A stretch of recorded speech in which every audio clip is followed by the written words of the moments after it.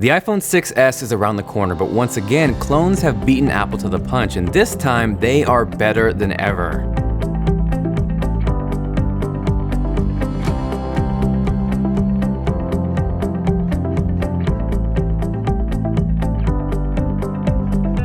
So what's up guys, Jonathan here with TLD with an unboxing of a surprisingly not terrible iPhone 6s clone. I actually grabbed two, one of them being space gray, which is cool, but we've seen that before. What we haven't seen yet though, or at least what Apple hasn't done yet, but has been rumored to do, is debut a pink iPhone 6s later this year. If you happen to catch my iPhone 6 clone unboxing last year, that thing was a disaster. It felt cheap, performed terrible, and lagged like nobody's business, but these clones, surprisingly, are a completely different story. Without even jumping into software, just the build quality alone is scary similar. The weight is super close, and honestly, if you put one of these side by side with a real iPhone 6, it's pretty hard to tell the two apart. Jumping into the software though is an even bigger surprise. On last year's clone, I had trouble even doing basic tasks, but with this one, which is still running an iOS skinned version of Android, it is shockingly smooth. Swiping between pages, launching Control Center, multitasking, it even ripped the freaking parallax effect. Now, running Geekbench, it obviously isn't going to come close to an actual iPhone, but it's still a significant improvement over last year's clone,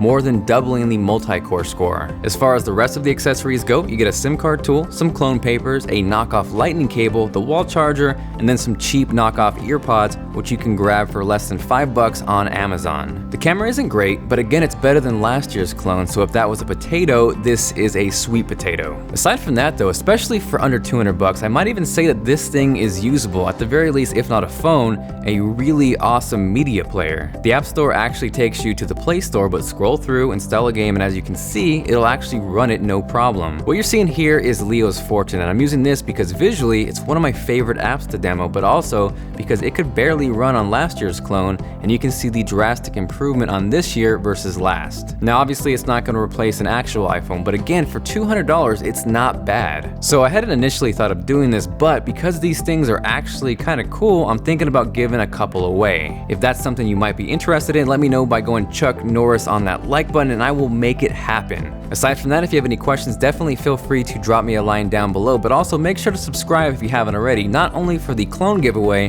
but for the release of the actual iPhone 6s.